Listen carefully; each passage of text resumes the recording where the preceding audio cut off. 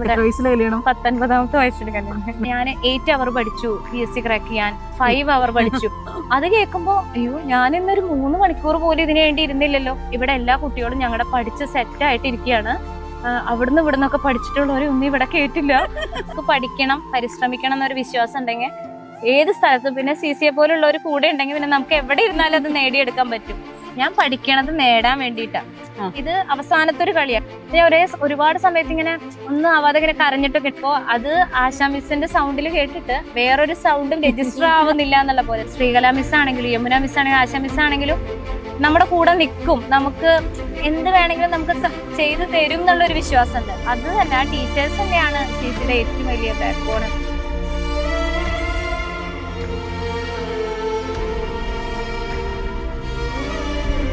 Hi, good morning. ഇന്ന് ഞാനുള്ളത് ഉത്രാളിക്കാവിലാണ്. ഉത്രാളിക്കാവില് ഞാൻ ഇന്ന് എൻ്റെ ഒരു സുഹൃത്തും ശിഷ്യയും ഒക്കെ ആയിട്ട് കാണാൻ വന്നതാണ്. ഞാൻ ഇന്നുള്ളത് നമ്മുടെ സൗമ്യയുടെ കൂടെയാണ്. തൃശ്ശൂർ ഡിസ്ട്രിക്റ്റില് കഴിഞ്ഞ LPSAയില് 23ാമത്തെ റാങ്കാണ് സൗമ്യ നേടിയിരിക്കുന്നത്. ഉത്രാളിക്കാവ് വിശേഷങ്ങള്, സൗമ്യയുടെ വിശേഷങ്ങള്, ഒരുപാട് കാര്യങ്ങൾ പറയാനുണ്ട് അല്ലേ? ആദ്യമായിട്ടാണ് മീറ്റ് ചെയ്യുന്നത് അല്ലേ? നമുക്ക് മീറ്റപ്പിന് പോലും കാണാൻ പറ്റിയില്ല. തീർച്ചയായിട്ടും ഞാൻ അത് വളരെ ആഗ്രഹിച്ചതായിരുന്നു, പക്ഷെ വരാൻ പറ്റിയില്ല. പക്ഷെ ഇപ്പൊ മിസ്സിനെ കണ്ടപ്പോ വളരെ സന്തോഷം. അതെ, സൗമ്യ എങ്ങനെയുണ്ട്? സന്തോഷമാണ്? വളരെ സന്തോഷം മിസ്സേ. ഒരുപാട് നാള് ആഗ്രഹിച്ചതൊക്കെയാണോ ഈ ജോലി? തീർച്ചയായിട്ടും. ഇതുപോലൊരു മീറ്റപ്പ് ആയിരുന്നു. പഠിക്കുന്ന സമയത്ത് മിസ്സിന്റെ ഓരോ വീഡിയോകൾ കാണുമ്പോ നാളെ എനിക്ക് ഇതുപോലെ ഇരിക്കാൻ പറ്റുമോ, എനിക്ക് ഇത്രയും നല്ല റാങ്ക് കിട്ടുമോ, കാരണം ആദ്യത്തെ ഒരു 100 റാങ്കെങ്കിലും കിട്ടണല്ലോ ഒരു ജോലിയിൽ കിട്ടണമെങ്കിലോ ഇല്ല. അപ്പൊ ഞാൻ വിചാരിക്കും എന്നെങ്കിലും ഇങ്ങനെ ഒരു വാക്ക് മിസ്സിന്റെ അടുത്ത് പോയി സംസാരിക്കാൻ പറ്റുമോ എന്നൊക്കെ ആഗ്രഹിച്ചു. ആ ഒരു ആഗ്രഹിച്ച നിമിഷമാണ് ഇപ്പൊ വന്നിരിക്കുന്നത്. ഓക്കെ, അപ്പം എന്തായിരുന്നു പഠിച്ചത്? ഞാന് സ്റ്റാർട്ടിങ് എന്ന് പറയുന്നത് TTC ആണ് എടുത്തത്. അതായത് +2 കഴിഞ്ഞിട്ട് നേരെ TTC ആണ് ചെയ്തത്. TTC കഴിഞ്ഞത് എന്റെ കല്യാണം കഴിഞ്ഞു. അവിടെ 19ാമത്തെ വയസ്സിൽ കല്യാണം. നേരത്തെ കല്യാണം കഴിച്ചു. അതുകൊണ്ട് ഹസ്ബൻഡിന്റെ ഒരു സ്ട്രഗിൾ അറിയാലോ. ഇത്രയും അതിനുശേഷം എന്നെ പഠിപ്പിക്കണം എന്നുണ്ടെങ്കിൽ ആളുടെ ഒരു സപ്പോർട്ടാണ്. അതിനുശേഷം ഇവിടെ ക്ലേലിയ പറഞ്ഞ ഒരു സ്കൂളിൽ ഞാൻ ടീച്ചറായിട്ട് വർക്ക് ചെയ്തു. ഇവിടെ തന്നെ നമ്മുടെ വടക്കാഞ്ചേരി തന്നെ അടുത്തൊരു. അതോടൊപ്പം ഡിഗ്രിയും കണ്ടിന്യൂ ചെയ്തിരുന്നു. ഡിഗ്രി BCom ആയിരുന്നു എടുത്തോണ്ടിരുന്നത്. വേറെ ഒന്നുമല്ല +2 കൊമേഴ്സ് ആയിരുന്നു എടുത്തത്. അതുകൊണ്ട് തന്നെ TTC കഴിഞ്ഞവർക്ക് BComനുള്ള ഒരു സാധ്യത അതിനെ പറ്റിയൊന്നും ഞാൻ അന്ന് ബോധേഡല്ല. അപ്പൊ ഞാൻ +2 കൊമേഴ്സാ. എന്റെ മനസ്സിൽ കൊമേഴ്സ് പഠിച്ച BCom വേറൊരു ഡിഗ്രി ഉണ്ട്. അന്നൊന്നും അങ്ങനെ ചിന്തിക്കണമെന്നില്ല. അപ്പൊ ശരി പറഞ്ഞ BCom പഠിച്ചു. അത് കഴിഞ്ഞ് അവിടെ ചെന്ന് അവിടെ അടുത്തൊരു അറബിക് സ്കൂളിൽ ടീച്ചറായിട്ട് വർക്ക് ചെയ്തു. പിന്നെ അതോടൊപ്പം തന്നെ ഡിഗ്രി കംപ്ലീറ്റ് ആയപ്പോ PGക്ക് ജോയിൻ ചെയ്തു. അതൊക്കെ അവിടെ ഇരുന്നാണ്, ബഹറിലിരുന്ന. എത്ര വർഷമായി ബഹറിലെത്തിയിട്ട്? 18 വർഷം. 18 വർഷത്തെ പ്രവാസി ജീവിതം. അതെ, 18 വർഷത്തെ പ്രവാസി ജീവിതം. ഇപ്പൊ കുട്ടികള്? 2 കുട്ടികള്, 2 കുഞ്ഞുങ്ങള്. അവര് എന്താ പേരെന്തൊക്കെയാ? ഈശ്വർ, മൂത്ത മകൻ ഈശ്വർ, അവൻ 10ാം ക്ലാസ്സിൽ പഠിക്കുന്നു. രണ്ടാമത്തെ മകൻ ഇഷാൻ, അവൻ 3ാം ക്ലാസ്സിൽ പഠിക്കുന്നു. നേരത്തെ കല്യാണം കഴിച്ചോണ്ട് വലിയ പ്രായത്തിലുള്ള കുഞ്ഞുങ്ങൾ എത്തിയില്ലേ? ഹസ്ബൻഡ് എന്താ ചെയ്യുന്നത്? ഹസ്ബൻഡ് അക്കൗണ്ടന്റ് ആയിട്ട് അവിടെ ഒരു കമ്പനിയിൽ വർക്ക് ചെയ്യുന്നു. അദ്ദേഹത്തിന്റെ പേരെന്താണ്? ഗണേഷ് എന്നാണ് അദ്ദേഹത്തിന്. ഗണേഷ് എന്നാണ് പേര്. അപ്പം പഠിത്തം എല്ലാം കല്യാണ ശേഷമായിരുന്നു. അതെ അതെ. പ്രവാസി ജീവിതം, 19 വയസ്സിൽ കല്യാണം. എല്ലാവരും ഓർക്കും എന്താ ഈ സമയത്തൊക്കെ ഒരു PSC എക്സാമിനെ പറ്റി ആലോചിച്ചത് പോലും എങ്ങനെയാണ്? ഞാൻ സ്വപ്നം തന്നെ കണ്ടിട്ടില്ല ഇങ്ങനെ ഒരു ഗവൺമെന്റ് ജോബ് അല്ലെങ്കിൽ PSC എക്സാം. അതിനെപ്പറ്റി ഒന്നും ചിന്തിച്ചില്ല. കല്യാണം കഴിഞ്ഞ് പോയി. അവിടെ പോയതും ഞാൻ ഡിഗ്രി കംപ്ലീറ്റ് പഠിച്ചുകൊണ്ടിരിക്കുന്നുണ്ട്. ഹസ്ബൻഡും ഭയങ്കരമായിട്ട് പഠിക്കണം എന്നുള്ളൊരു ആഗ്രഹം. എനിക്ക് പഠിക്കാൻ ഇഷ്ടമായതുകൊണ്ട് തന്നെ ഞാൻ ഏത് പഠിക്കണം എന്ന് പറഞ്ഞാലും ഹസ്ബൻഡ് ഫുൾ സപ്പോർട്ടാ. പഠിച്ചോളൂ. എപ്പോഴും എന്നോട് പറയും ഒരു യൂണിവേഴ്സിറ്റി കൊടുത്ത ഫീസിനേക്കാൾ കൂടുതൽ എനിക്ക് ടിക്കറ്റിന്റെ പൈസയാ പോയതെന്ന്. കാരണം അത്രയും പ്രാവശ്യം നാട്ടിലേക്ക് ഓരോ എക്സാം എഴുതാൻ വേണ്ടിയും നാട്ടിലേക്ക് വരണം. അപ്പൊ ചിലപ്പോ കാലിക്കറ്റ് യൂണിവേഴ്സിറ്റി ആകുമ്പോ ഇവിടെ വരുമ്പോ അവര് പറയും എക്സാം 2 ദിവസം മാറ്റി വെച്ചു, ഹർത്താല. ഞാൻ റിട്ടേൺ എടുത്തിട്ടായിരിക്കും വരിക. അപ്പൊ പിന്നെ പോസ്റ്റ്പോൺ ചെയ്ത് ഇവിടെ നിന്ന് എക്സാം എഴുതി പോവാൻ അങ്ങനെ. കാരണം അവിടെ നിന്ന് പഠിക്കുകയാണല്ലോ, പിന്നെ എക്സാമിനാണ് നാട്ടിലോട്ട് വരുന്നത്. അപ്പൊ ഞാനൊരു ചോദ്യം ചോദിക്കട്ടെ ഇതിനിടയ്ക്ക്? അതായത് ഈ ബഹ്റൈൻ പോലൊരു സ്ഥലത്ത് വേറെ ആരെങ്കിലും കൂടെ ഉണ്ടായിരുന്നോ? ഇല്ല, ആരും ഇല്ലായിരുന്നു. നമ്മള് വീട്ടിലിരുന്ന് തന്നെ പഠിക്കും. ഇവിടുന്ന് അച്ഛനും അമ്മയും ഒന്നും കൂടില്ല? ഇല്ല, ആരുമില്ല. ഈ മക്കളെ വളർത്തലും എല്ലാം തന്നെയാണ്. ഡെലിവറിക്ക് പോലും ഞാൻ നാട്ടിൽ വന്നിട്ടില്ല. 2 ഡെലിവറി അവിടെയാ. എന്റെ എല്ലാ സുഖവും സന്തോഷവും ഒക്കെ ബഹ്റൈനിൽ തന്നെയാണ്. എന്നിട്ട് തന്നെ പഠിച്ചു. ഒപ്പം ജോലിയും ചെയ്യുന്നുണ്ടായിരുന്നു. ഞാൻ എന്റെ മൂത്ത മകനെ ഒരു 9 മാസം ആവുമ്പോ തൊട്ട് ജോലി ചെയ്യാൻ തുടങ്ങിയ ആളാ. ടീച്ചറായ പിന്നെ അതിനൊരു ബ്രേക്ക് വന്നിട്ടില്ല. എന്റെ കരിയറിൽ ഒരു ബ്രേക്ക് വന്നിട്ടില്ല. മക്കളും വളർന്നുകൊണ്ടിരുന്നു. നമ്മുടെ പഠനം ഹസ്ബൻഡും അത് അത്രയും സപ്പോർട്ട് ആയതുകൊണ്ട് മാത്രമാണ്. കാരണം ഞങ്ങൾ രണ്ടുപേരും കൂടി മോന്റെ കാര്യങ്ങളും മാനേജ് ചെയ്യും, നമ്മുടെ രണ്ടുപേർക്കും ജോലി കാര്യങ്ങളുണ്ടല്ലോ, അപ്പൊ അതും മാനേജ് ചെയ്ത് കൊണ്ടുപോയി. മക്കള് ഈ വൈകുന്നേരം സ്കൂളിൽ നിന്ന് വരുമ്പോ തന്നെ സൗമ്യയും സ്കൂളിൽ നിന്ന് എത്തുമോ? ടൈമിംഗ് എന്ന് പറയുന്നത് 7:30 to 1:30 ആണ്. പിന്നെ ഫ്രൈഡേ സാറ്റർഡേ ഓഫ് ആണ്. പിന്നെ ഇതുപോലെ ഓണം ഒന്നും കിട്ടില്ല, ഈദ് അങ്ങനെയുള്ള സമയങ്ങളിൽ ഹോളിഡേ കിട്ടും. അപ്പൊ രാവിലെ ഏകദേശം എത്ര മണിക്ക് എണീക്കും? രാവിലെ ഒരു 5:30 ഒക്കെ ആവുമ്പോ. ബ്രേക്ക്ഫാസ്റ്റ് മാത്രമേ രാവിലെ റെഡി ആക്കുള്ളൂ, ബാക്കിയെല്ലാം വൈകുന്നേരമാണ്. പിറ്റേ ദിവസത്തെ കറി, ഉച്ചത്തെ കറി, രാത്രിയിലെ കറി, അങ്ങനെ ഒരു വീട്ടിലെ ആവുമ്പോ എല്ലാ കാര്യങ്ങളും വൈകുന്നേരം എല്ലാം റെഡിയാക്കി വെക്കും. രാവിലെ എഴുന്നേറ്റ് ബ്രേക്ക്ഫാസ്റ്റും മക്കളെ റെഡിയാക്കല് അത് ഞങ്ങൾ രണ്ടാളും ഒരുമിച്ച് ഈക്വൽ ആയിട്ടാണ്. ഒരാള് കിച്ചണിലാണെങ്കിൽ ഒരാള് കുഞ്ഞുങ്ങളുടെ അടുത്തായിരിക്കും. അങ്ങനെ അവരെല്ലാം റെഡിയാക്കി 7:30 ആകുമ്പോഴേക്കും എല്ലാവരും വിട്ടു പോയി കാണും. ആരും വൈകിട്ട് തിരിച്ചു വരുന്നത് 1:30 ആകുമ്പോ വരും. മക്കളെ ക്ലാസ്സിൽ നിന്ന് എടുത്ത് ഹസ്ബൻഡ് വരും. 1:30 ആകുമ്പോഴത്തേക്ക് എല്ലാവരും എത്തും. അപ്പൊ പിന്നെ ഹസ്ബൻഡിന് 3:30 ആകുമ്പോ പോകണം. ഞാനും മക്കളും പിന്നെ വീട്ടിലുണ്ടാവും. ഇപ്പൊ മൂത്ത മകൻ 10th ആയതുകൊണ്ട് അവനെ ഹസ്ബൻഡ് കൊണ്ടുപോകും. 3:30 ട്യൂഷനായിട്ട് കൊണ്ടുപോകും. അപ്പം ഈ ഇത്രയും ഒരു വളരെ പ്ലാൻഡ് ആയിട്ട് അല്ലെ, എല്ലാ കാര്യങ്ങൾക്കും ഒരു വളരെ ഹെക്ടിക് ആയിട്ട് തന്നെ പോയിക്കൊണ്ടിരിക്കുന്നത് എങ്ങനെയാണ് PSC പഠനം? PSC പഠനം എന്ന് പറഞ്ഞു കഴിഞ്ഞാൽ ഞാന് CCയുടെ കൂടെ ചേർന്നപ്പോ എനിക്ക് ടൈം ടേബിൾ കിട്ടിയിരുന്നു. അപ്പൊ ഓരോ ഇതൊക്കെ എങ്ങനെയാ ആലോചിക്കുന്നത്? PSC പഠിക്കണം. PSC അവിടെ എത്തിയിട്ടില്ല. കേട്ടറ്റ് എന്ന് പറഞ്ഞത് എനിക്ക് അറിയില്ലായിരുന്നു എന്താണ്. ഇങ്ങനെ കേരള ഒരു ടീച്ചിങ് എലിജിബിലിറ്റി ടെസ്റ്റ് നാട്ടിലുണ്ട്. അത് ഉണ്ടെങ്കിലേ ഇനി ഫ്യൂച്ചറിലുള്ള കുട്ടികൾക്ക് മുന്നോട്ട് പോകാൻ ഒരു ടീച്ചിങ് ക്വാളിഫിക്കേഷൻ വെച്ച് പറ്റുമെന്നൊന്നും അറിയില്ല. ഇപ്പൊ 2020 കൊറോണ സമയത്ത് നാട്ടിൽ വന്നപ്പോ അവിചാരിതമായി ഞാൻ ഒരു ഫ്രണ്ടിനെ കണ്ടു. അപ്പൊ ആ കുട്ടി പറഞ്ഞു, ഇപ്പൊ നാട്ടില് കേട്ടറ്റൊക്കെ വേണം പഠിപ്പിക്കണമെങ്കിൽ. നമ്മള് പണ്ടത്തെ TTC ഡിഗ്രി വെച്ചിരിക്കുക, നമുക്കറിയില്ലല്ലോ. പിന്നെ അവിടെ ജോലി പോകുന്നുണ്ടോണ്ട് ഇവിടെ എന്തൊക്കെ മാറ്റങ്ങളൊന്നും നമുക്ക് അറിയുന്നില്ല, ഒരു അവയർനെസ്സും ഇല്ല നാടിനെ പറ്റി. ആകെ 2 മാസം ലീവില് വെക്കേഷന് വരുന്നു, കറങ്ങുന്നു, പോകുന്നു, ആ ഒരു ഇത് മാത്രമേ ഉള്ളൂ. അപ്പൊ കേട്ടറ്റ് വേണമെന്ന് പറഞ്ഞപ്പോ ഞാൻ കേട്ടറ്റ്, അപ്പൊ ആ സമയം നോക്കിയപ്പോ കേട്ടറ്റിന് ആപ്ലിക്കേഷൻ കൊടുത്തു തുടങ്ങുന്ന ടൈമാ. അപ്പൊ ശരി എന്നാ നമുക്ക് ആപ്ലിക്കേഷൻ കൊടുക്കാം. അപ്പോഴും അറിയില്ല എന്താ ചെയ്യേണ്ടതെന്ന്. കുറച്ച് സമയമേ ഉള്ളൂ എന്റെ കയ്യിൽ. അപ്പൊ ഞാൻ യൂട്യൂബിൽ കയറി ക്ലാസ്സുകൾ കാണാൻ തുടങ്ങി. പിന്നെ അപ്പൊ ഈ ക്ലാസ്സിൽ ഒരു ക്വസ്റ്റിന് 4 ഓപ്ഷൻ ഉണ്ടാവും. അപ്പൊ എനിക്ക് എന്താ പഠിക്കണ്ടേ, സിലബസ് ഉണ്ട്, ഒന്നും അറിയില്ല. അപ്പൊ ഞാൻ എന്ത് ചെയ്തു, ഈ 4 ഓപ്ഷനും എഴുതി വെച്ചിട്ട് ഈ 4 കാര്യം ഞാൻ പഠിക്കും. അങ്ങനെ 10 ക്വസ്റ്റ്യൻ ഞാൻ പഠിച്ച 40 കാര്യം ഞാൻ പഠിച്ചു.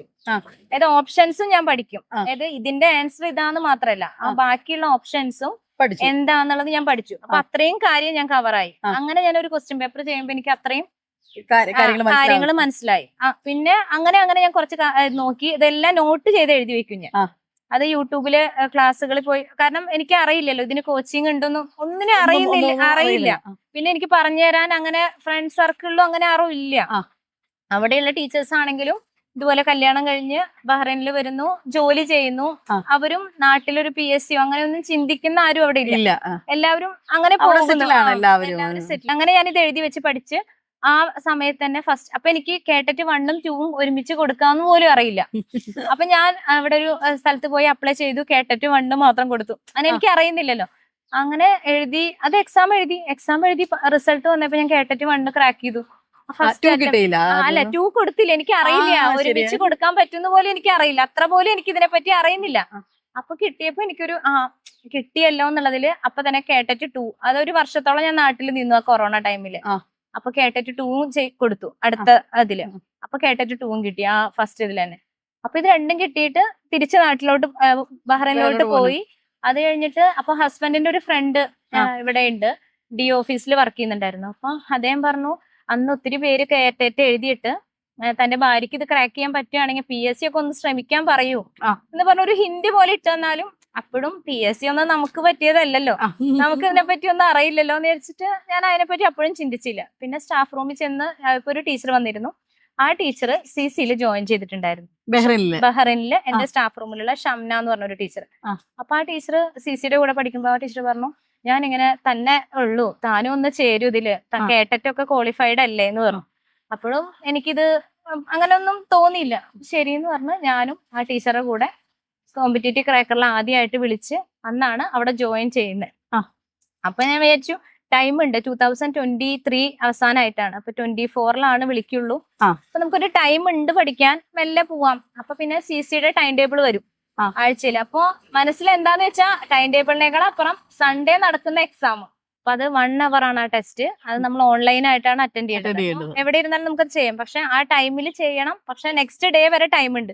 പക്ഷെ എനിക്ക് ആ ടൈമിൽ തന്നെ അത് ചെയ്യണം. വരുമ്പോഴേ അങ്ങ് ചെയ്യും. വരുമ്പോ തന്നെ അത് ചെയ്യും. കാരണം എന്റെ PSC അതാണ്. ആ. അപ്പൊ അതിന്നാണ് എന്നെ ഞാൻ ഇവാലുവേറ്റ് ചെയ്യുന്നത്. എനിക്ക് കാരണം ഇനി എങ്ങനെയാണ് ഞാൻ പഠിച്ചു. അതായത് ഒരാഴ്ച ടൈം ടേബിൾ തരുന്നു, അത് പഠിക്കുന്നുണ്ട്. ഈ പഠിച്ച കാര്യം എനിക്ക് അപ്ലൈ ചെയ്യാൻ പറ്റുന്നുണ്ടോ, അല്ലെങ്കിൽ ഇനി ഞാൻ എന്തൊക്കെയാ അതിൽ മാറ്റങ്ങൾ വരുത്തേണ്ടതുണ്ടോ എന്നൊക്കെ അറിയാനുള്ള ആകെ ഒരു മാർഗം ഈ ഒരു ടെസ്റ്റ് ആണ് സൺഡേയില്. അത് ട്യൂസ്ഡേ പബ്ലിഷ് ചെയ്യും. CC അതിന്റെ മാർക്ക് ലിസ്റ്റ് ഇടും. അത് നോക്കുന്ന അതിനേക്കാളും ടെൻഷൻ. എന്തായിരിക്കും നമ്മുടെ അവസ്ഥ, നമ്മൾ എവിടെയാണ്. എത്ര റാങ്ക് കിട്ടാറുണ്ട്? 10 റാങ്കിന്റെ ഉള്ളിൽ ആദ്യമൊക്കെ 20-25 ഉള്ളിൽ വരാറുണ്ടായിരുന്നു. അത് കഴിഞ്ഞ് ഈ പറഞ്ഞ പോലെ ഏട്ടൻ പറയും, CCയിൽ നീ ഒരു 10 എത്തിയാൽ മാത്രമാണ് നിനക്ക് അവിടെ ഒരു 20-ലോ 25-ലോ എത്താൻ സാധിക്കുള്ളൂ. അപ്പൊ കുറച്ചും കൂടി ഒരു ഇൻസ്പിറേഷനും പിന്നെ നമുക്ക് അത് വേണം എന്നുള്ള ഒരു ഇതായിരുന്നു. അപ്പൊ ഞാൻ മാക്സിമം ആ എക്സാമിന് വേണ്ടി ചിലപ്പോൾ പഠിച്ചു തീരില്ല. അപ്പൊ എനിക്ക് ഭയങ്കര സങ്കടം, ഭയങ്കര ഡെസ്പൊക്കെ ആവും. അത് എത്തുന്നില്ലല്ലോ, ഈ ടൈം ടേബിളിന്റെ കൂടെ എനിക്ക് പോകാൻ പറ്റുന്നില്ലല്ലോ. കാരണം ഇത്രയും വലിയൊരു ടൈം ടേബിൾ ആയിരിക്കും. അതെ, അതിന്റെ കൂടെ ഓടിയെത്തുക എന്ന് പറഞ്ഞാൽ എളുപ്പമുള്ള കാര്യമല്ല. അപ്പൊ എന്നാലും പരിശ്രമിക്കും, അതിന്റെ കൂടെ കുറച്ചൊക്കെ എത്താൻ വേണ്ടി നോക്കും. അപ്പൊ സ്കൂളിൽ നിന്നൊക്കെ വന്നിട്ട് എത്ര നേരം കഴിഞ്ഞിട്ട് പഠിക്കുന്നത്? സ്കൂളിൽ നിന്ന് വന്നു കഴിഞ്ഞാൽ ഞാൻ ഉച്ചയ്ക്ക് എത്തിക്കഴിഞ്ഞ് മക്കള് ഭക്ഷണമൊക്കെ കഴിഞ്ഞ് എല്ലാം കഴിഞ്ഞ് കഴിഞ്ഞാൽ പിന്നെ കുറച്ചു നേരം കിടന്നുറങ്ങും. കാരണം രാത്രി എനിക്ക് ഇരിക്കണമെങ്കിൽ ഉച്ചയ്ക്ക് എനിക്ക് ഉറങ്ങണം. ഉറങ്ങി എഴുന്നേറ്റാ പിന്നെ പിറ്റേ ദിവസത്തെ ഫുഡ്, രാത്രിയിലെ ഫുഡ്, ആ ഒരു പരിപാടിയൊക്കെ കഴിഞ്ഞ് 8 മണിയാകുമ്പോ ഞാൻ പറയും കിച്ചൺ ഞാൻ ക്ലോസ് ചെയ്തു, ഇനി ഇവിടെ ഒന്നുമില്ല എന്ന് പറയും എല്ലാവരും. പിന്നെ ഞാൻ ഇതിലിരുന്ന് കഴിഞ്ഞാൽ ഹസ്ബൻഡ് ചിലപ്പോൾ മക്കൾ എന്നെ ശല്യം ചെയ്യല്ലോ. അപ്പൊ ഏട്ടൻ എന്ത് ചെയ്യുന്ന വെച്ചാൽ മക്കളെയും കൊണ്ട് പുറത്തേക്കൊക്കെ പോകും. അല്ലെങ്കിൽ ഇവർ ഓരോന്നിനും എന്നെ വിളിക്കില്ലേ. പിന്നെ ഏട്ടൻ പറയും റൂം എനിക്ക് ഒരെണ്ണം തന്നിട്ടുണ്ട് പഠിക്കാനായിട്ട്, അവിടേക്ക് പോവരുത്. എന്തും പിന്നെ ഏട്ടൻ നോക്കിക്കോളൂ അവരെന്നെ ഉറക്കണ വരെ. അമ്മ പഠിക്കുകയാണ്, പോവരുത് പറയും. ആ ഒരു പഠിപ്പ് ഞാൻ പുലർച്ചെയൊക്കെ വരെ ഇരുന്ന് പഠിച്ചിട്ട് ഞാൻ നോക്കുമ്പോ ഒരു ദിവസം അച്ഛൻ സ്റ്റാറ്റസ് ഇവിടുന്ന് ഗുഡ് മോർണിംഗ് അയക്കുന്നേ. അപ്പൊ ഞാൻ വിചാരിക്കാം അച്ഛൻ എന്താ ഉറക്കല്ലേന്ന് വിചാരിച്ചു. ഞാൻ വിചാരിച്ചു അച്ഛൻ എന്താ ഉറങ്ങാത്തെ, അച്ഛന് വല്ല അസുഖം വരും. അപ്പൊ അച്ഛൻ പറയാം ഞാനല്ല ഉറങ്ങാത്തെ, നീയാ ഉറങ്ങാത്തെ. കാരണം 2.5 മണിക്കൂർ ഡിഫറൻസ് ഉണ്ട് ബഹ്റൈൻ ടൈമും ഇന്ത്യൻ ടൈമും തമ്മിൽ. അപ്പൊ അവിടുത്തെ 2 എന്ന് പറഞ്ഞാൽ ഇവിടെ 4:30 കഴിഞ്ഞു. അപ്പൊ ഇവിടെ 5 മണിക്ക് എഴുന്നേറ്റിട്ട് ഗുഡ് മോർണിംഗ് ഇടുക. ഞാനവിടെ പഠിച്ചിട്ടിരുന്നിട്ടാണ് എന്റെ സമയം പോവാത്തെ. അത് അങ്ങനെയൊക്കെ ഇരുന്ന് പിന്നെ ഞാന് ചില സമയത്ത് ഭയങ്കര ഡൗൺ ആവുമ്പോ ഒരേ മോട്ടിവേഷൻ ക്ലാസ്സുകളൊക്കെ കാണും. അപ്പൊ അവര് പറയും ഞാൻ 8 അവർ പഠിച്ചു PSC ക്രാക്ക് ചെയ്യാൻ, 5 അവർ പഠിച്ചു. അത് കേൾക്കുമ്പോ അയ്യോ ഞാൻ ഇന്നൊരു 3 മണിക്കൂർ പോലും ഇതിനു വേണ്ടി ഇരുന്നില്ലല്ലോ, അങ്ങനെ മനസ്സിലേക്ക് കയറും. അപ്പൊ ഞാൻ അന്ന് വിചാരിച്ചു അതെ ഒരു 4 മണിക്കൂറെങ്കിലും ഒരു ദിവസം പഠിക്കാനായി മാറ്റി വെക്കണം. അപ്പൊ അങ്ങനെ ഞാന് പിന്നെ ഇങ്ങനെ എന്നും ടൈം ടേബിൾ ഇട്ടോണ്ടിരിക്കും. ഇവിടെ 1/2 മണിക്കൂർ എടുക്കാം പഠിക്കാനായിട്ട്. എവിടെ എവിടെ നമുക്ക് കുറെ കാര്യങ്ങൾ ചെയ്യാനുണ്ടല്ലോ. അപ്പൊ അതിലെനിക്ക് ഏതൊക്കെ ടൈമില് ഒരു 5 മണിക്കൂറിലേക്ക് എത്തിക്കണം. അങ്ങനെ 5 മണിക്കൂറിലേക്ക് എത്തിച്ചു ലാസ്റ്റ് ഒക്കെ ആയി എത്തിയപ്പോഴേക്കും എത്തിച്ചു 5 മണിക്കൂറിലേക്ക് എത്തിച്ചു. പക്ഷെ അതിന്റെ ഇടയിൽ എനിക്ക് എന്താന്ന് വെച്ച് കഴിഞ്ഞാൽ എന്റെ പുതിയ വീട് പണി നടന്നുകൊണ്ടിരിക്കുകയായിരുന്നു നാട്ടില്. അപ്പൊ അതിന്റെയും കുറെ കാര്യങ്ങൾ ചെയ്യാനുണ്ടായിരുന്നു. അതായത് ഞാൻ തന്നെയാണ് നോക്കി ഓരോന്ന് പറയാതെ അവിടെ വേണം ഇത് ഇവിടെ വേണം അങ്ങനെ. അപ്പൊ അങ്ങനെ കുറെ ടൈം അവിടെയും സ്പെൻഡ് ചെയ്യേണ്ടതായി വന്നു. ഞാൻ പറയും ഏട്ടനോട്, ഞാൻ പറയാം 23 ഉള്ളത് 1ാം റാങ്ക് കിട്ടിയായിരുന്നു, വീട് ഇപ്പൊ പണിതില്ലെങ്കിൽ. കാരണം അത് ഇവിടെ ചെയ്യുമ്പോ നമ്മുടെ ആഗ്രഹം പോലെ ഒരേ കാര്യം നടക്കണ്ടേ. അപ്പൊ അതിനു വേണ്ടിയും അതും ഇതിന്റെ ഇടയിൽ കൂടെ പോയിക്കൊണ്ടിരുന്നേ. അത് ജൂൺ 24-നായിരുന്നു ഞങ്ങൾ പാലിയേച്ചി കയറിയത്. അപ്പോഴാണ് ഞങ്ങൾ നാട്ടിലോട്ട് വന്നത്. അത് കഴിഞ്ഞിട്ട് 7-ാം തീയതി ആയിരുന്നു, ജൂലൈ 7-നായിരുന്നു എക്സാം നടന്നത്. അപ്പൊ ഞാന് അതിന്റെ ഇടയിൽ ഒരു സ്റ്റോറി എന്താ പറയാ, ഇത് കാരണം എന്ന് വെച്ച് കഴിഞ്ഞാൽ ഞാൻ നാട്ടിൽ വന്ന സമയത്ത് നമ്മൾ പഠിച്ചൊരു വിധമായിട്ടാണല്ലോ വരുന്നത്. അപ്പൊ ഇവിടെ വരുമ്പോ നമുക്കറിയാം ആദ്യം ആളുകൾ വരും, തിരക്കായിരിക്കും. അപ്പൊ ഞാനിവിടെ അടുത്തുള്ള ഒരു ഇൻസ്റ്റിറ്റ്യൂട്ടുമായിട്ട് ബന്ധപ്പെട്ടിട്ട് പറഞ്ഞു അത് എനിക്ക് മാറിയിരിക്കണം, എങ്ങനെയും പഠിക്കാനായിട്ടൊരു സമയം ആൾക്കാരെ തിരക്കുന്നു. ഇവിടെ ഇൻസ്റ്റിറ്റ്യൂട്ട് എന്ന് പറഞ്ഞാൽ രാവിലെ പോയി വൈകിട്ട് വരാലോ എന്ന് വിചാരിച്ചിട്ട് വിളിച്ചു. എന്നിട്ട് ഞാൻ വിളിച്ചിട്ട് ചോദിച്ചു ഞാനിങ്ങനെ ഗൾഫിലായിരുന്നു, നാട്ടിൽ വന്നതാ, ഒരു 10 ദിവസമേ ഉള്ളൂ, ഇനി ഞാനൊന്ന് വന്നോട്ടേന്ന് ചോദിച്ചു. അപ്പൊ അയാൾ പറയണേ ഞാന് ഇവിടെ എല്ലാ കുട്ടികളും ഞങ്ങളുടെ പഠിച്ച് സെറ്റായിട്ട് ഇരിക്കുകയാണ്, അവിടുന്ന് ഇവിടുന്നൊക്കെ പഠിച്ചിട്ടുള്ളവരെ ഒന്നും ഇവിടെ കേട്ടില്ല എന്നൊക്കെ പറഞ്ഞു. അപ്പൊ എനിക്ക് ആകെ വിഷമായി പോയി. എനിക്ക് പഠിക്കാനായിരുന്നില്ല, ഒരു വീടിൽ നിന്ന് നമുക്ക് മാറി നിൽക്കണം, കാരണം അറ്റ്മോസ്ഫിയർ ആയിരുന്നു വേണ്ടേ. അപ്പൊ അവിടുത്തെ കുട്ടികളൊക്കെ രാവിലെ തൊട്ട് അവിടെ പോയി പഠിക്കുന്നവരല്ലേ. അപ്പൊ അതിനു വേണ്ടി ഞാൻ ചോദിച്ചതാ. അപ്പൊ അങ്ങനെയൊക്കെ അവര് പറഞ്ഞു. അപ്പൊ എനിക്ക് ആകെ മനസ്സിലാകെ വിഷമായി പോയി. ഞാൻ അങ്ങനെ കരഞ്ഞപ്പോ ഏട്ടൻ പറഞ്ഞു ഇല്ലേ ഇത്രയും പഠിച്ചില്ലേ, കാരണം അവസാനം എത്തുമ്പോഴേ പഠിച്ചതൊന്നും മനസ്സിലുണ്ട് തോന്നില്ല. എല്ലാ കുട്ടികൾക്കും അങ്ങനെയാണെന്നാണ് ഞാൻ കേട്ടിരിക്കണേ. നമ്മൾ പഠിച്ച ഒരു അവസാനത്തേക്ക് എത്തുമ്പോ എല്ലാം ഒരു എംപ്റ്റി ആയ പോലെ, ശൂന്യത. എനിക്കിനി എക്സാമിന് ഞാൻ എന്താ എഴുതുക, എന്താ ചെയ്യേണ്ടത് ഒന്നും അറിയാത്തൊരവസ്ഥയാ അവസാന സമയത്ത്. നമുക്ക് എല്ലാം കൂടി കയറി വരും. പല രാത്രികളിലും ഞാൻ പഴശ്ശിരാജയുടെ കൂടെയും വേലുത്തമ്പികളുടെ കൂടെയൊക്കെ ആയിരുന്നു. കാരണം ഈ പഠിച്ച് അതിങ്ങനെ തലയിലായിട്ട് നമുക്ക് കിടക്കുമ്പോ തന്നെ നേപ്പിയർ മ്യൂസിയം അതൊക്കെ ഓരോന്ന് വാള് വെലുത്തമ്പി തളവടയൊക്കെയാ മനസ്സിലേക്ക് വരുന്നത്. അങ്ങനത്തെ ഒക്കെ ഒരു സ്റ്റേജിലാണ് ഞാനൊരു ടീച്ചറെ വിളിച്ചു. സൈക്കോ ആയിട്ട് സൈക്കോ. ഒരു ടീച്ചറെ വിളിച്ച് ഞാൻ ചോദിച്ചേ, ടീച്ചർ എനിക്ക് ആകെ ഒരു ടെൻഷൻ പോലെയൊക്കെ. അപ്പൊ ടീച്ചർ പറയും ഇപ്പഴാ PSCയുടെ ട്രാക്കിലായെന്ന്. പക്ഷെ എനിക്കത് ട്രാക്കാന്ന് അറിഞ്ഞിരുന്നില്ല. എനിക്ക് എന്തോ പറ്റിയെന്നാ ഞാൻ വിചാരിച്ചത്. ഇപ്പൊ സ്ഥലങ്ങളൊക്കെ കാണുമ്പോ ഇങ്ങനെ ആലോചിക്കുന്നില്ലേ, ഏത് സ്ഥലം കണ്ടാലും PSCയുമായിട്ടല്ലേ? അതെ. അതാണ് കറക്റ്റ് ട്രാക്കിൽ എത്തിയിട്ടുണ്ട്. അല്ല അപ്പൊ നമുക്കത് അറിയില്ലല്ലോ ആ സമയത്ത് എന്താ അങ്ങനെ തോന്നണേ, അങ്ങനെയല്ലേ വിചാരിക്കുള്ളൂ. എന്നാലും ഈ റാങ്ക് ഒക്കെ പ്രതീക്ഷിച്ചോ? ഇല്ല, ആദ്യത്തെ 100-ൽ എന്നുള്ള ഒരു ആഗ്രഹം മാത്രമേ മനസ്സിലുണ്ടായിരുന്നുള്ളൂ. കാരണം എല്ലാവരും പറയും ആദ്യത്തെ 100-ൽ നമുക്ക് ജോലി കിട്ടുള്ളൂ, അതിനുശേഷം ലാഗായിരിക്കും പോസ്റ്റിങ്ങിന്. ആദ്യത്തെ 100 പറയുന്നത് ഒരു സേഫ് പ്ലേസ് ആണ്. അപ്പൊ ആദ്യത്തെ 100-ൽ എന്നുള്ള ഒരു ഇതിനു വേണ്ടിയാ ഞാൻ പഠിച്ചത്. 23 കിട്ടിയപ്പോ എന്താ തോന്നിയത്? വളരെ സന്തോഷം തോന്നി. ഒത്തിരി സന്തോഷം.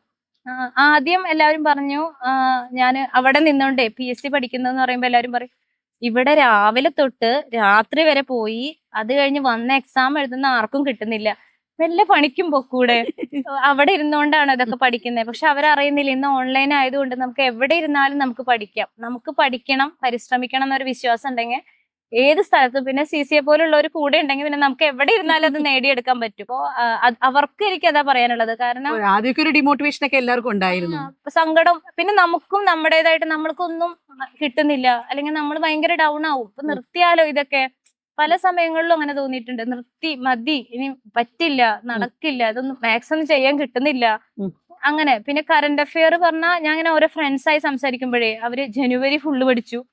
അപ്പൊ ഞാൻ ആകെ പഠിക്കുന്ന എന്താ അറിയോ, ഈ സൺഡേയിൽ CCയിൽ ഇടുന്ന കറന്റ് അഫെയർ ഇല്ലേ, അത് ഈ എക്സാം ഓറിയന്റഡ് ആണ്. പിന്നെ നമ്മുടെ സിലബസ് ബേസ്ഡ് കറന്റ് അഫെയർ ആണ് CCയിൽ വരുന്നത്. അത് ഞാൻ ആദ്യം മുതലേ നോട്ട്ബുക്കിൽ എഴുതി വെക്കും. അപ്പൊ ഞാൻ വിചാരിച്ചു കറന്റ് അഫെയർ പറഞ്ഞ ഒരു വൈഡ് ഏരിയ, അത് എവിടെ പഠിച്ചാലും എത്താത്തൊരു സാധനം. അപ്പൊ ഞാൻ വെച്ചു CCന്ന് എന്ത് കറന്റ് അഫെയർ തരുന്നു അത് മാത്രം ഞാൻ പഠിച്ചു പോവാം. പിന്നെ അവസാന മന്തിൽ വരില്ലേ, ആ എക്സാം ടൈമിൽ വരുന്ന കറന്റ് അഫെയറും നോക്കുക. കാരണം ആ സമയത്തുള്ളത് ചില ആളുകള് ഇപ്പൊ 2020 പഠിത്തം തുടങ്ങുകയാണെങ്കിൽ ആ ജനുവരി, ആ ഫെബ്രുവരി, അങ്ങനെ ആ ഇയറിലെ ഒരെണ്ണം കഴിയും. അതൊന്നും സിസ്റ്റമാറ്റിക്കുള്ള സമയവും ഇല്ല.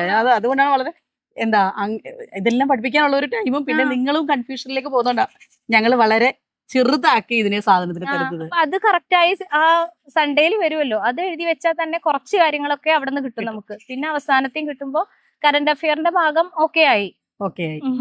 പിന്നെ ഈ PSC പരീക്ഷ ആദ്യത്തെ PSC പരീക്ഷയാണ്, അതെന്തായിരുന്നു?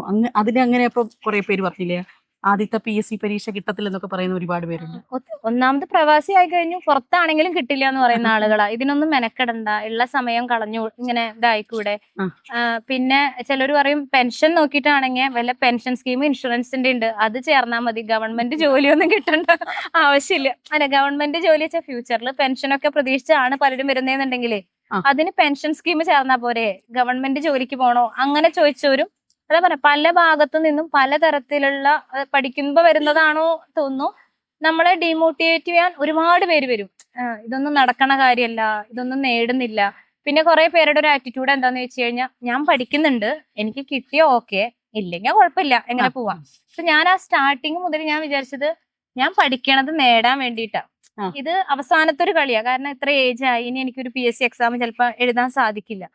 അപ്പോ ഇതിൽ എനിക്ക് കിട്ടണം എന്തായാലും. ഫസ്റ്റ് എക്സാം ആയാലും ലാസ്റ്റ് എക്സാം ആയാലും ഒരു നിശ്ചയദാർഢ്യം ഉണ്ടായിരുന്നു. അതെ, കറക്റ്റ് ആയിട്ടും ഞാനത് അതെനിക്ക് നേടിയെടുക്കണം എന്നുള്ള ഒരു വാശി എന്റെ മനസ്സിലുണ്ടായിരുന്നു ആദ്യം മുതലേ. അതിനു വേണ്ടി പരിശ്രമിക്കണം. ഞാൻ ഒരുപാട് സമയത്ത് ഇങ്ങനെ ഒന്നും ആവാതെ ഇങ്ങനെ കരഞ്ഞിട്ടൊക്കെ ഉണ്ട്, മാർക്ക് കുറയുമ്പോഴോ അല്ലെങ്കിൽ എനിക്ക് മനസ്സിലാവാഞ്ഞിട്ടൊക്കെ. അപ്പൊ ഏട്ടൻ പറയും സാരല്ല, പരിശ്രമിക്കുന്നുണ്ടല്ലോ, കിട്ടും, നമുക്കിപ്പോ നമ്മൾ വിചാരിച്ചത് എല്ലാം സാധിക്കണം എന്നില്ല, പക്ഷെ അതിനായി ശ്രമിക്കാതിരുന്നിട്ട് പിന്നെ കരയരുത്. അത് ഏട്ടൻ എപ്പോഴും പറഞ്ഞുകൊണ്ടിരിക്കുമ്പോ എനിക്ക് ഭയങ്കര ഒരു ഒരു മോട്ടിവേഷൻ ആയിരുന്നു. അപ്പോ അതെനിക്ക് ഭയങ്കര ഒരു സപ്പോർട്ട് ആയതുകൊണ്ട് ഞാൻ വീണ്ടും പരിശ്രമിച്ചുകൊണ്ടിരിക്കും. പിന്നെ ചുമരിലൊക്കെ ഈ മറന്നു പോകുന്ന ഒരു പ്രശ്നം ഉണ്ടായിരുന്നു, ഏജ് ആവുന്നതുകൊണ്ടാണോ എന്താന്നറിയാം. അപ്പൊ ഞാൻ എന്ത് ചെയ്യും, ചുമരിലെല്ലാം എഴുതി വെക്കും. അപ്പൊ നമ്മൾ നടന്നു നോക്കുമ്പോ ഒക്കെ ഇത് കാണുമല്ലോ എഴുതി വെച്ചത്. അപ്പൊ ഞാൻ വീണ്ടും അത് കാണുമ്പോ വീണ്ടും ഞാൻ അത് വായിക്കും. അങ്ങനെ ആവുമ്പോ പ്രത്യേകിച്ച് നവോത്ഥാനൊക്കെ ഒരുപാട് നവോത്ഥാന നായകന്മാരുണ്ട്. അപ്പോ അത് ആശാ മിസ്സിന്റെ സൗണ്ടിൽ കേട്ടിട്ട് വേറൊരു സൗണ്ടും രജിസ്റ്റർ ആവുന്നില്ല എന്നുള്ള പോലെ. ശ്രീനാരായണ ഗുരു ഒക്കെ എന്തൊരു ഡീപ്പായിട്ടാണ് to Z പോയിന്റ്. പക്ഷെ അത് ഓർത്ത് വെക്കുക എന്നുള്ളതും ഭയങ്കര ഒരു ടാസ്ക് ആണ്. അപ്പൊ നമ്മള് വർഷമൊക്കെ എഴുതി വെച്ചിട്ട് ഇന്ന വർഷത്തെ ഇന്ന ഉണ്ടായി അതൊക്കെ ഞാൻ ചുമരിൽ എഴുതി ഒട്ടിക്കാൻ തുടങ്ങി. അതുപോലെ അയ്യങ്കാളിയുടെ കുറച്ച് പോയിന്റ്, വൈകുണ്ഠ സ്വാമികള്. എപ്പോഴും നവോത്ഥാന നായകന്മാരൊക്കെ അന്നേരല്ലേ ആദ്യമായിട്ട് കേൾക്കുന്നത് തന്നെ. അതെ അതെ, ഒത്തിരി പേരെ ആദ്യമായിട്ട് അപ്പൊ തന്നെ അറിയുന്നത്. നമ്മള് എവിടെയെങ്കിലും പേര് പോലും കേൾക്കാത്ത പേരുണ്ട്. കാരണം അത്രയും ഒരു ബൾക്ക് ലിസ്റ്റാണ് കേരള ചരിത്രത്തിൽ അവർ കൊടുത്തിരിക്കുന്നത്. വലിയ പോയിന്റ്സ് ഉള്ള ഒരു അപ്പം ഓവറോൾ ഒരു എന്താ സിസിയോടൊപ്പം ഉള്ള ഒരു എക്സ്പീരിയൻസ് എങ്ങനെയുണ്ടായിരുന്നു? സിസിയോട് അതാ പറഞ്ഞ, സ്റ്റാർട്ടിങ്ങില് നമ്മളെ മുന്നോട്ട് നയിക്കുന്നത്. നമുക്കൊരു മിക്ക കുട്ടികൾക്കും എങ്ങനെ തുടങ്ങണം, എന്താ ആദ്യം പഠിക്കേണ്ടത് ഒന്നും അറിയില്ല. ഇപ്പൊ സിസിയോട് കൂടി ചേരുമ്പോൾ നമുക്ക് ആദ്യം ഒരു ടൈം ടേബിൾ തരും. അത് നമുക്ക് ഓടിച്ചെത്താൻ പലരും വിചാരിക്കും ഓ ഇതൊന്നും നടക്കില്ല. പക്ഷെ ആർക്കും നടക്കില്ല. കാരണം അത് പിന്നെ ഞാൻ മനസ്സിലാക്കിയത് നിങ്ങൾക്കും അറിയാം അത് നടക്കില്ല. പക്ഷെ ഞങ്ങൾ പകുതിയെങ്കിലും ഓടി എത്തണം. കാരണം നമ്മൾ 3-4 ടയർസ് നമ്മൾ റിവിഷൻ ചെയ്തു അല്ലേ? അതെ അതെ. ആ റിവിഷൻ ചെയ്തപ്പോ ആദ്യം നിങ്ങളൊരു 25% കംപ്ലീറ്റ് ചെയ്തതിൽ ലാഭമാണ് ഞങ്ങൾക്ക്. രണ്ടാമത്തതിലും മൂന്നാമത്തതിലും നാലാമത്തതിലും നമ്മൾ കയറുന്നുണ്ടായിരുന്നു. അതുകൊണ്ടാണ് അങ്ങനെ ഒരു. അപ്പൊ അത് ഒരു വലിയൊരു പ്ലസ് പോയിന്റ് ആണ്. പിന്നെ ആ എക്സാംസ് ഞാൻ പറയണത്, പലരും മാർക്ക് എനിക്ക് അറിയുന്ന പലരും അയ്യോ അത് എഴുതി എന്റെ മാർക്ക് കുറയും അങ്ങനെ എഴുതാതെ സ്കിപ്പ് ചെയ്ത് കളഞ്ഞിട്ട് ആൻസർ മാത്രം അറിയാൻ നോക്കിയിരിക്കുന്നവരുണ്ട്. പക്ഷെ അങ്ങനെ ഇരിക്കുമ്പോ എന്താന്ന് വെച്ചാൽ നമ്മൾ എന്താന്ന് നമുക്ക് അറിയാൻ സാധിക്കില്ല. ഒരു മാർക്ക് നമുക്ക് കിട്ടിയാൽ മതി, 20 മാർക്ക് കിട്ടിയാലും മതി 100-ല്. പക്ഷെ 20 എണ്ണം ഞാൻ പഠിച്ച ഭാഗത്ത് എനിക്ക് ഓർമ്മ വെച്ച് ചെയ്യാൻ സാധിക്കുന്നു എന്ന് നമുക്കൊന്ന് സ്വയം ഒന്ന് അനലൈസ് ചെയ്യാൻ മോഡൽ എക്സാം എളുപ്പമായിരുന്നു. അപ്പൊ മോഡൽ എക്സാം പഠിത്തത്തിൽ നല്ലതായിട്ട് സഹായിച്ചു. വളരെയധികം സഹായിച്ചു. ഞാൻ പറഞ്ഞില്ലേ, കറണ്ട് അഫയർ ഞാൻ ആ മോഡൽ എക്സാമുകളിൽ വരുന്നത് മാത്രമേ പഠിച്ചിട്ടുള്ളൂ. പിന്നെ അവസാന സമയത്തുള്ള കറണ്ട് അഫയറും അല്ലാതെ എക്സ്ട്രാ. കാരണം ഞാൻ അതിലേക്ക് പോയാൽ എന്റെ ഈ ഭാഗം മുഴുവൻ പെൻഡിങ് ആവും. അപ്പൊ ഞാൻ വിചാരിച്ചു അതിന് നിക്കാതെ എനിക്ക് ഈ സിലബസ് ആദ്യം ഞാൻ പ്രിന്റ് ഔട്ട് എടുത്തു സിലബസ്. എന്നിട്ട് ഞാൻ ഓരോ ദിവസവും ഇവിടെ സിസിയുടെ കഴിയണതും ഞാൻ കഴിയണതും ഞാൻ ടിക്ക് ചെയ്യും. അതോടൊപ്പം തന്നെ SCRTയുടെയും ഞാനൊരു ചാർട്ട് ഉണ്ടാക്കി വെച്ചു. 5-ലെ ഇത്രയും പാഠപുസ്തകങ്ങൾ, അതിലെ എത്ര പാഠങ്ങൾ. അപ്പൊ അത് ഞാൻ ടെലിഗ്രാമിൽ പോയിട്ട് മോക്ക് ഇന്റർവ്യൂ അറ്റൻഡ് ചെയ്യും. അതായത് ചിലപ്പോ നമുക്കത് വായിച്ചെത്തില്ല. മോക്ക് ഇന്റർവ്യൂകൾ കുറെ ചാനലുകളിലുണ്ട്. അപ്പൊ നമുക്ക് അത് ചെയ്യുമ്പോ 5-ലെ SCRTയുടെ ഈ ചാപ്റ്റർ എല്ലാം കഴിഞ്ഞു. അപ്പൊ ഒരു ദിവസം ഈ ടോപ്പിക്കിനോടൊപ്പം ഒരു 2 ചാപ്റ്റർ പാഠപുസ്തകം SCRT കൂടി കവർ ചെയ്യാൻ പരമാവധി 8, 9, 10 ഒക്കെ എത്തുമ്പോൾ കുറച്ച് ടഫ് ആണെങ്കിൽ കൂടി LP UP ഭാഗങ്ങള് കവർ ചെയ്യാൻ നോക്കിയിട്ടുണ്ടായിരുന്നു. പിന്നെ എന്താ ഏറ്റവും സിസിയുടെ ഒരു സവിശേഷതയായിട്ട് ഏറ്റവും ഒരു ഇതാണ് നിങ്ങളുടെ ബെസ്റ്റ് എന്ന് പറഞ്ഞവരാണെങ്കിൽ എന്നോട് എന്ത് പറയും? കാരണം കൊടുക്കുന്ന സപ്പോർട്ട്. യമുന മിസ് മക്കളെന്ന് വിളിക്കുമ്പോ തന്നെ കെമിസ്ട്രി ഒന്നും അറിയില്ലെങ്കിൽ പോലും കെമിസ്ട്രി ആ ഒരു നമുക്ക് തരുന്ന ഒരു സ്നേഹം, നമുക്ക് തരുന്ന ഒരു സപ്പോർട്ട്. അപ്പൊ അവരും ഇപ്പൊ ശ്രീകല മിസ് ആണെങ്കിലും യമുന മിസ് ആണെങ്കിലും ആശ മിസ് ആണെങ്കിലും നമ്മുടെ കൂടെ നിൽക്കും. നമുക്ക് എന്ത് വേണമെങ്കിലും നമുക്ക് ചെയ്തു തരും എന്നുള്ള ഒരു വിശ്വാസം ഉണ്ട്. അത് തന്നെ ആ ടീച്ചേഴ്സ് തന്നെയാണ് സിസിയുടെ ഏറ്റവും വലിയ ബാക്ക് ബോൺ എന്ന് പറയുന്നത്. Thank you so much. അപ്പം ഞങ്ങൾക്ക് ഒരുപാട് സന്തോഷമുണ്ട്. കാരണം എനിക്ക് തോന്നുന്നു എല്ലാവർക്കും വലിയൊരു പാഠമാണിത്. അതായത് ഇത്രയും വർഷത്തെ പ്രവാസി ജീവിതം, ഒരു വീട്ടമ്മ നേടുന്ന വിജയം, അല്ലെങ്കിൽ അതോടൊപ്പം തന്നെ ഒരു അധ്യാപിക നേടിയ വിജയം, പിന്നീട് അതായത് 19 വയസ്സിൽ തുടങ്ങിയ ഒരു ജേണിയാണ് അല്ലേ? ഒരുപാട് സ്വപ്നങ്ങൾ കണ്ടു തുടങ്ങുന്ന നമ്മൾ ഓരോരുത്തരും ഉണ്ട്. അത് പാതി വഴി നിൽക്കുമ്പോൾ നമ്മൾ പറയും ഞാൻ വിവാഹിതയായി, മക്കളുടെ അമ്മയായി, അല്ലെങ്കിൽ പ്രവാസി ജീവിതമായി, എൻ്റെ ഫാമിലി എനിക്കാരും സപ്പോർട്ട് ചെയ്യാനില്ല. ഇങ്ങനെയൊക്കെ നമ്മൾ നമ്മുടെ പ്രശ്നങ്ങളിൽ മാത്രം നിൽക്കുകയാണെങ്കിൽ നമ്മൾ ആരും എവിടെയും എത്താറില്ല. പക്ഷെ നമുക്ക് അതിനെയൊക്കെ അതിജീവിക്കാനുള്ളൊരു അല്ലെ എല്ലാവർക്കും സാധിക്കുന്നതാണ്. നമ്മളൊരു എക്സ്ട്രാ എഫേർട്ട് നമ്മുടെ ജീവിതത്തിൽ എടുക്കുക. അതാണ് എനിക്ക് എല്ലാവരോടും പറയാനുള്ളത്. ഇതേപോലുള്ള വീണ്ടും വിജയകഥകളുമായി സിസി നിങ്ങളോടൊപ്പം ഉണ്ടാകും. അപ്പോൾ വീണ്ടും കാണാം. ഞങ്ങളും ഉണ്ടാവും ഒരുമിച്ച്. Thank you so much.